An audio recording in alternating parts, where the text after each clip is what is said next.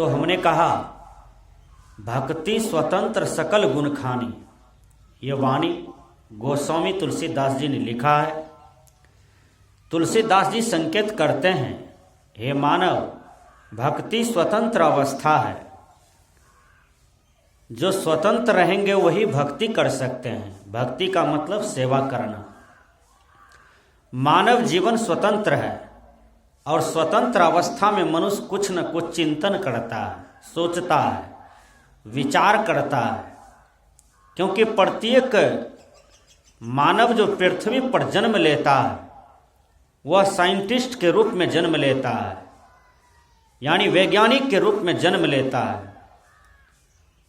जब बच्चा एक रत्ती होश संभालता है, समाज का भाषा, राष्ट्र का भाषा अध्ययन करता है, बच्चा कुछ अजनबी चीज देखता है तो बच्चा अपने माता पिता से हमेशा बार बार प्रश्न करता है, यह क्या है, वह क्या है, ये कैसे हुआ, वो कैसे हुआ।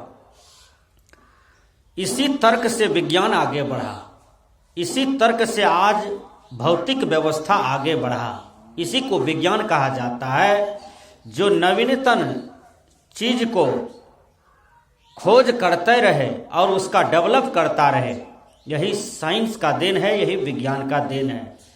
धरती पर प्रत्येक मानव वैज्ञानिक है। वह कुछ न कुछ चिंतन करता है, सोचता है, विचार करता है, देने लेने की बात करता है।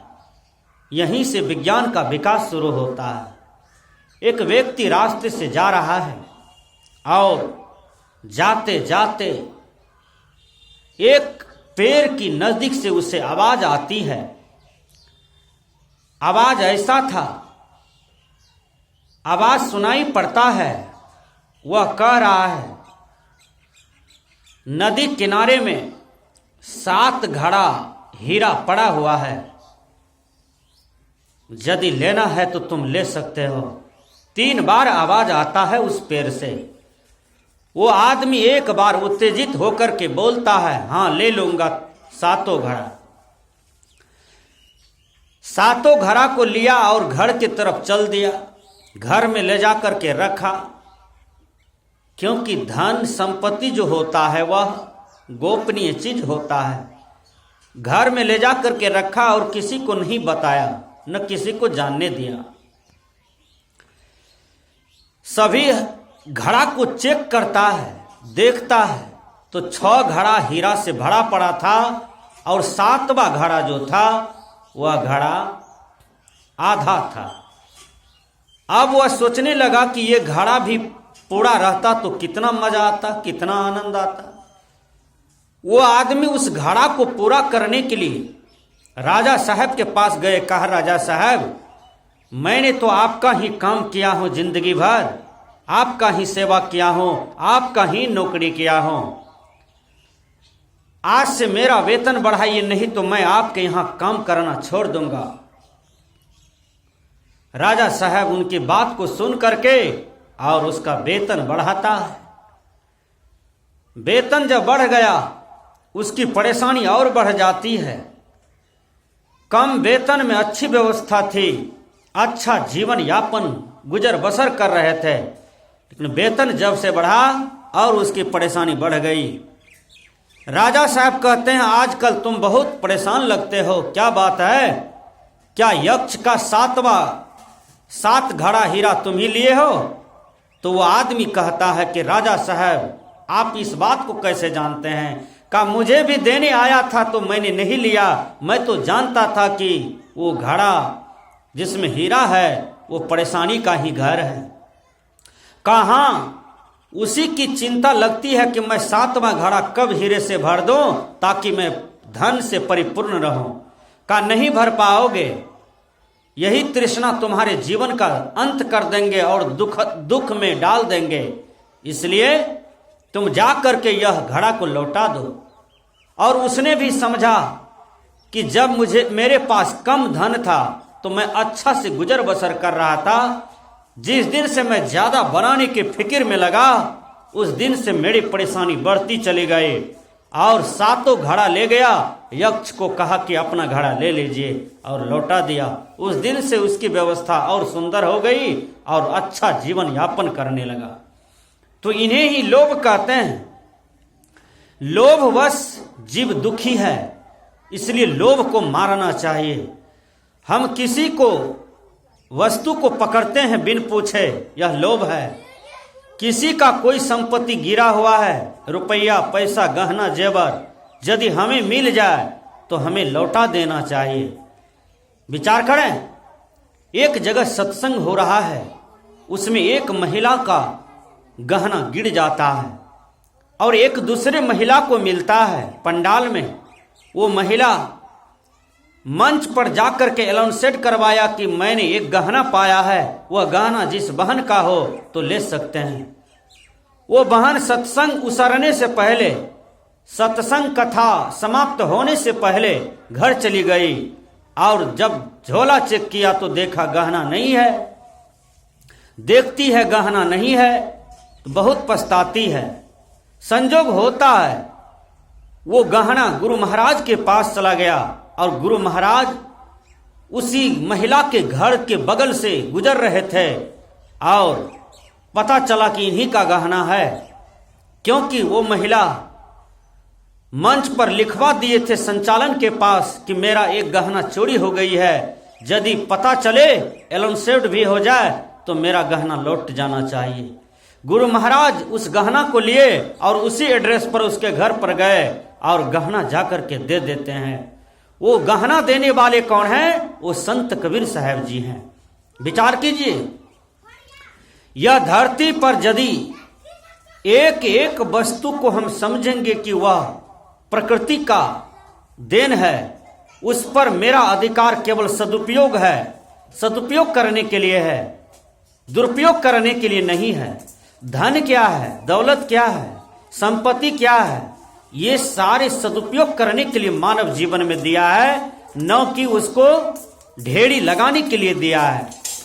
जब किसी गरीब को धन की आवश्यकता पड़ जाए, गरीब का मतलब है जिन्हें आंख अंधा हो रहा है, जिनका कान बहरा हो रहा है, जिनके पास रोग आ रहे हैं, इसे गरीब कहा जाता है।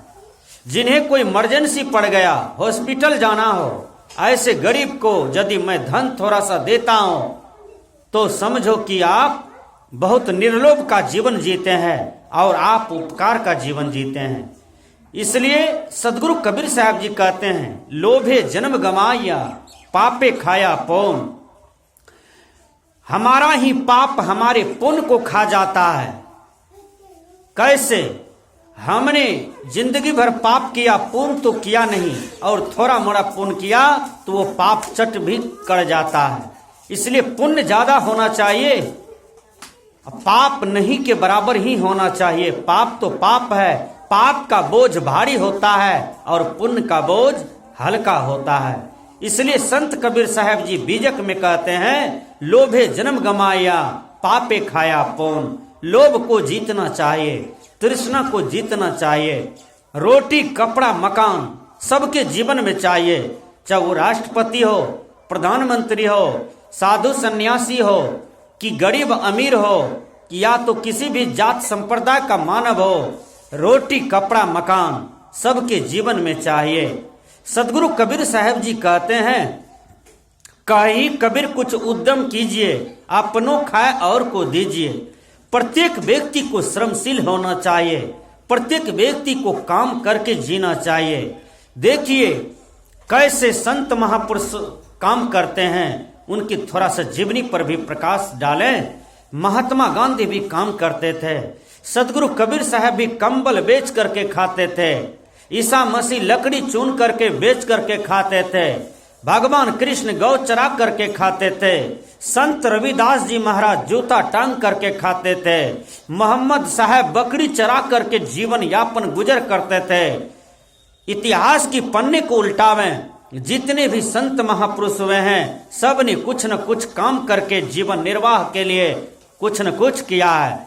तो परिश्रम करने वाले व्यक्ति महान होता है, काम करने वाला व्यक्ति भी महान होता है, श्रम करने वाला व्यक्ति भी महान होता है। जो अन्न उगाता है रोटी उगाता है वो बहुत सुंदर यह संसार का शोभनीय पुरुष है, जो अन्न उगा करके हजारों के मुख में अन्न देते हैं, हजारों के मुख में रोटी कपड़ा मकान भरते हैं, ऐसे पुरुष की बलिहारी है। इसलिए लाल बहादुर शास्त्री ने कहा, जय जवान जय किसान, जय विज्ञान जय भगवान।